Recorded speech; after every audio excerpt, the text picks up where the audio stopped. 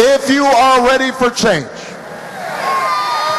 then we can start restoring some fairness to our economy. We've got CEOs making more in 10 minutes than ordinary workers are making in an entire year. And listen, I believe in the marketplace. I believe in capitalism. I believe in entrepreneurship. But I also believe that opportunity should be available for everybody. And when the tax breaks are going to the wealthiest Americans and workers are seeing their wages and incomes flat year after year after year, even as their costs keep going up and up and up, there's something out of whack in our economy, and it has to change.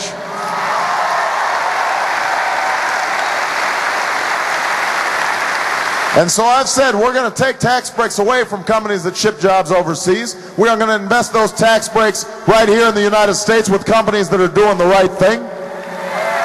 We're going to roll back the Bush tax cuts on the wealthy, and we're going to put them in the pockets of hard-working Americans who deserve them.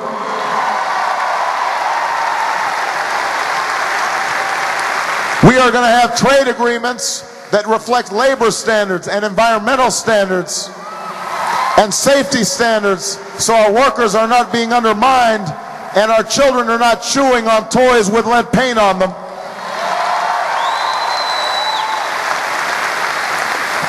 And I'm not going to just raise the minimum wage every 10 years. We're going to raise it to keep pace with inflation, because if you work in this country, you should not be poor.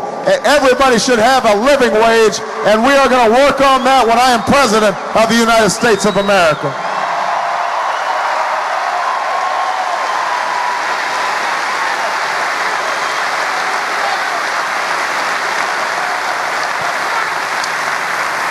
If you are ready for change, then we can make sure every child has the best education this country has to offer.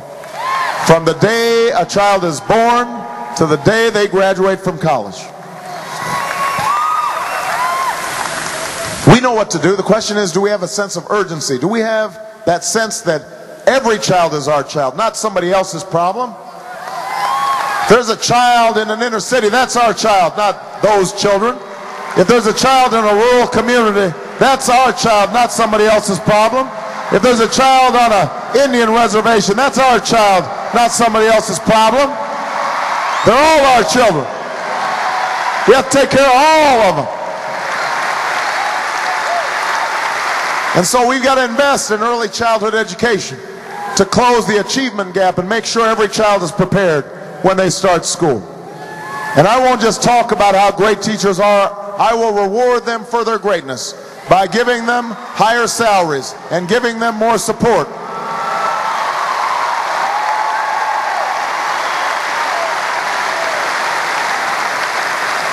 And we will maintain the highest standards for our children, because we want them to compete.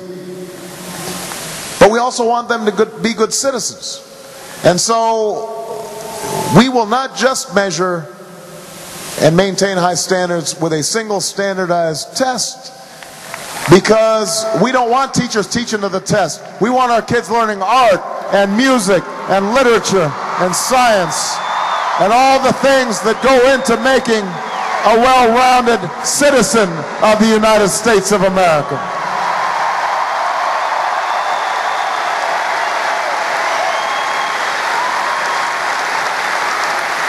And I don't know about you, but I think it's about time we made college affordable for every young person in America.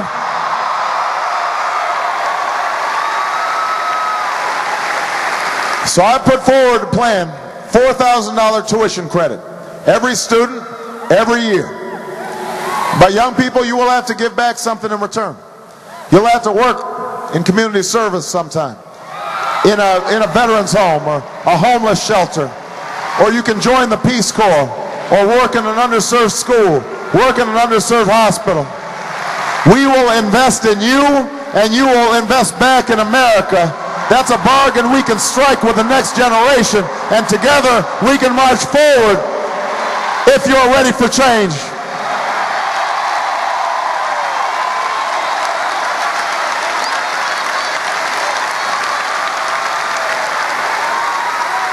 If you are ready for change, we can have an energy policy that makes sense. because our current policy makes no sense. We send $1 billion to foreign nations, gas at the pump at record highs, and we're melting the polar ice caps in the bargain. And we know what to do if we just have a sense of urgency. I'm going to cap greenhouse gases that are causing global warming. We will generate billions of dollars from polluters to invest in solar and wind and biodiesel and other clean energy strategies.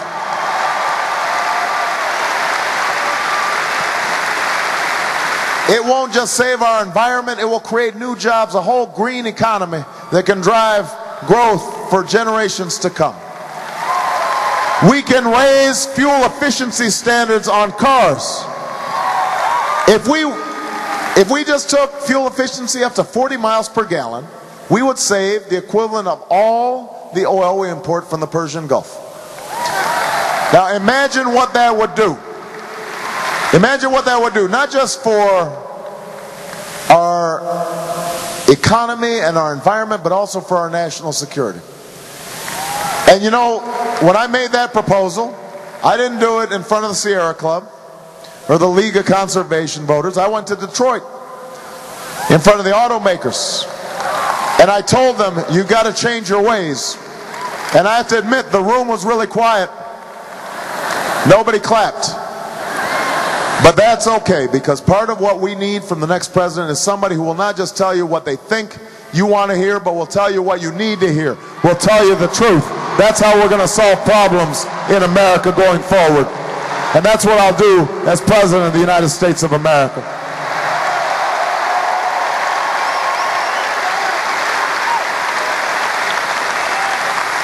If you are ready for change, then we can finally have a foreign policy that understands there's no contradiction between our safety and security on the one hand and our moral standing on the other.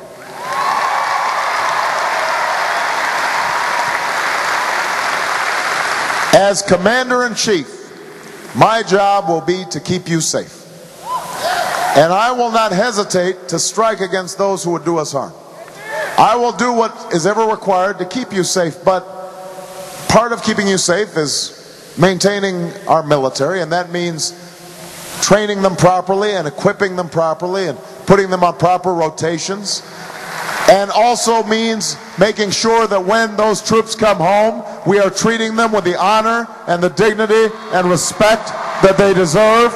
They shouldn't have to beg for disability payments. They shouldn't have to beg to get into the VA. We should have zero tolerance for homeless veterans. That's not how we show respect to those who fought for our country.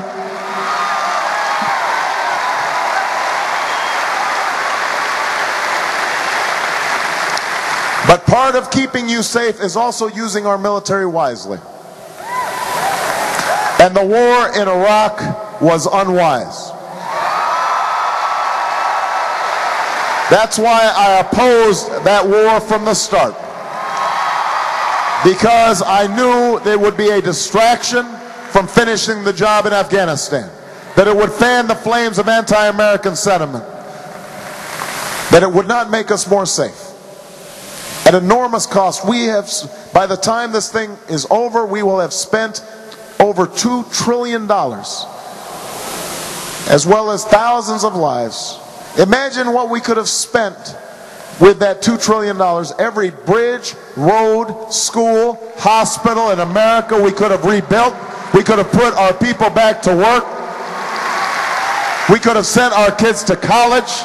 We could have trained teachers and nurses and doctors.